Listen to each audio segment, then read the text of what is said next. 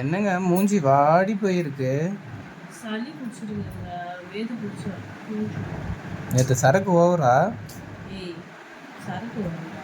சளி பிடிச்சிருக்கு, வேது பிடிச்சாருங்க, அதனால மூஞ்சி அப்படி இருக்குன்னு சொல்றேன். சரக்கு ஓவரா இருக்க.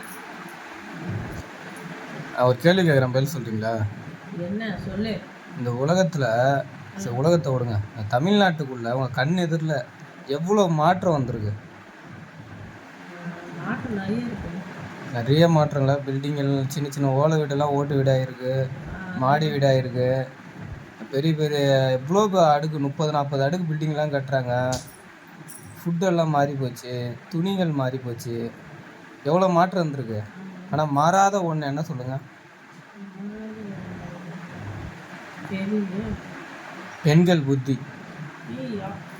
குறிப்பாக கல்யாணமான பெண்கள் புத்தி. ஏன் சொல்லுங்க? வீட்டுக்கார மதிக்கணும், அவரை ஒரு சாமி மாரி நினைக்கணும், கடவுள் மாரி நினைக்கணும்னு எல்லா வேதத்திலையும் சொல்லியிருக்கு. ஆனால் அப்படியே மதிக்கிறாங்க பெண்கள்? அந்த மாரி மதிச்சாதான், அந்த மாரி உங்களை கும்பிட்டாதான் உங்களுக்கு கிரீடம் உச்சத்துல ஏறிடுமே. கிரீடம் உச்சத்தில் ஏறுதா? மாறாத ஒன்று பெண்களின் புத்தி, மட்டமான புத்தி, மதிப்பு தராத புத்தி.